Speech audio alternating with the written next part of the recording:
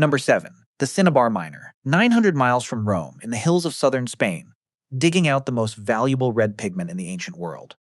You are underground in a shaft cut by hand into red rock. The air is still. The rock you are breaking glows a dull scarlet in lamplight. Rome wanted that red badly. Vermilion-colored temple walls, funeral inscriptions, and the face of Jupiter's statue on festival days. The censors put the repainting out to contract.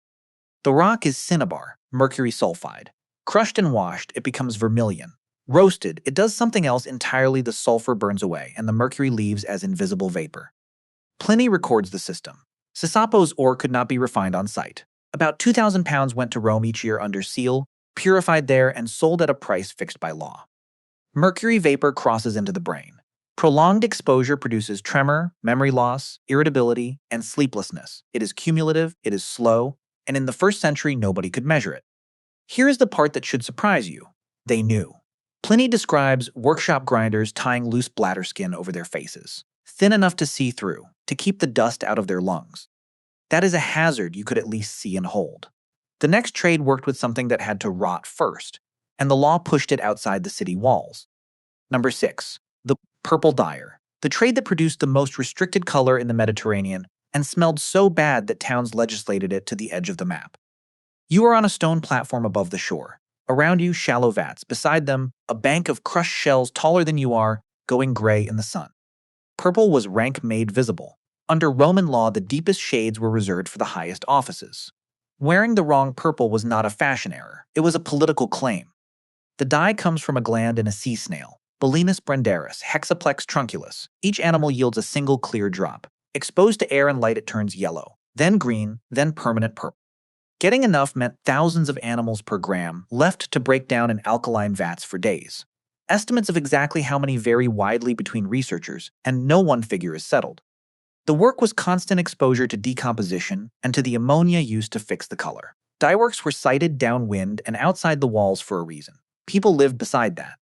But this was not a marginal trade. At Tel Shikmona in modern Israel, archaeologists from the University of Haifa excavated an Iron Age purple factory, industrial scale and probably state-controlled. The dyer's raw material rotted. The next man's raw material burned, and it kept burning after the fire went out, in a heap on the ground, with no flame at all. Number 5. The lime burner. The trade that made Roman concrete possible, working a kiln that turned ordinary stone into one of the most caustic substances in the ancient economy. You are at a stone-lined pit on the edge of town, stacked with limestone over a wood fire that has been running, without a break, for 3 days and nights. Rome ran on mortar, aqueduct channels, harbor moles, apartment blocks, bath vaults. None of it holds without lime. Cato writes out kiln terms in his farming manual as ordinary estate business. Heat limestone past about 900 degrees, and calcium carbonate gives up its carbon dioxide. What is left is calcium oxide, quicklime. Chemically, it is a stone that is desperate for water. Add water and it does not dissolve. It reacts violently and gets hot enough to boil. That reaction is why lime binds mortar. It is also what it does on skin, in eyes, and in a wet lung. So the hazards were burns, chronic eye damage, and dust. And carbon dioxide is heavier than air. In a sunken kiln pit, it pools quietly at the bottom, where a man stands to rake. This was skilled, contracted work. Getting a full burn without wasting a fortnight of fuel took judgment. Roman lime is still standing in harbors that have taken 2,000 years of waves. The kiln was at least outside town, and you could see the smoke. The next hazard sat in a workshop on an ordinary street, and it was completely invisible. Number 4. The gilder. The craftsman who bonded gold onto bronze, using a metal that boils at a temperature a charcoal brazier reaches easily. You are in a small workshop, shutters half closed to keep dust off the work. A brazier is lit. On the bench, a bronze fitting painted with something silver gray. Gold leaf lifts and tears. Rome wanted gilding that survived weather, handling, and centuries. On statues, harness fittings, temple doors, furniture mounts. Fire gilding was the answer, and it worked. Gold dissolves in mercury. Pliny describes it plainly: quicksilver attracts gold and nothing else, and a coat of it laid under gold leaf holds the leaf with extraordinary tenacity. So you paint on the amalgam and heat it. Mercury boils off at 357 degrees, leaving the gold fused to the bronze. The mercury goes into the room. We have no Roman clinical record of these workers, but the chemistry is not in doubt, and later gilders in documented workshops show the classic pattern: tremor, unsteady gait, altered mood. Judge the skill by the survival rate. Fire-gilded Roman bronzes in museums still carry their gold. That bond is the craftsman's, not the metal's, and it has outlasted the empire that ordered it. The gilder's danger stayed in his workshop. The next trade packed its hazard into a small jar, sold it at a market stall, and sent it home to sit on a bedroom table. Number 3. The white lead maker. The trade that manufactured the ancient world's best white pigment, and its most popular cosmetic out of vinegar fumes and scrap metal. You are lifting the lid off a sealed pot in a warm shed. Inside, thin lead sheets are furred with a white crust. Your job is to scrape it off and refill. Rome wanted white.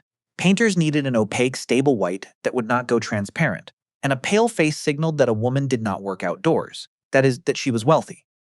Theophrastus and Pliny both describe the method. Lead is suspended over strong vinegar in a closed vessel. Acetic vapor corrodes the surface, carbon dioxide converts it. Roughly 10 days, then scrape. The white crust is lead carbonate.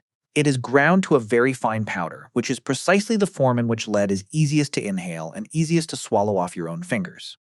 So the exposure ran in two directions. The maker breathed the grinding dust every working day. The buyer put the finished powder on her face and reapplied it, for years. And it was documented. Pliny writes that white lead is useful for giving women a fair complexion, and in the same passage calls it a deadly poison. Both statements, one sentence apart. The powder, at least, you could decline to buy. The next hazard arrived at the house through a pipe in the wall, and nobody in the building chose it. Number 2. The plumbarius, the pipe maker, and the reason the English word plumbing still carries the Latin word for lead inside it. You are in a yard behind a workshop, a shallow bed of sand, a crucible over coals. Molten lead going into the bed is a flat sheet, cooling to dull gray. Rome's aqueducts ended at distribution tanks. Getting water from there into baths, fountains, and private houses needed pipe by the mile in standard bores made fast and made cheap. Lead melts at a low temperature and rolls easily. The sheet is bent around a former and the seam soldered closed. Frontinus records the standard sizes as a matter of administration. Vitruvius watched these men work. He writes that the natural color of their bodies is replaced by a deep pallor, and blames the fumes given off when lead is smelted for casting. The pipes left a measurable trace. In 2014, Hugo Delisle and colleagues published lead isotope work in PNS on Tiber and harbor sediments. Rome's tap water carried roughly 100 times the lead of local spring water. And these were not anonymous hands. Roman pipes were stamped with the maker's name. The men who made them signed them.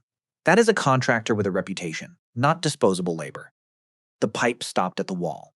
The last one on this list went further than that, into the cooking pot, on purpose, because somebody had worked out that it improved the taste. Number 1. The defrutum boiler, the kitchen job that turned grape juice into syrup, kept food edible through winter, and did it in a pot chosen for the wrong reason. You are watching a wide, shallow vessel over a low fire in a farm kitchen. Grape must. Reducing it has been on since morning. It smells like the best thing in the house. Roman wine was sharp and winter was long. Boiling must down to half or a third concentrated the sugar. It sweetened wine, preserved fruit and meat, and stretched a harvest. And here is the instruction. Surviving in Columella's farming manual, Book 12, The Vessels, for boiling down must should be lead rather than bronze, because bronze throws off verdigris and spoils the flavor.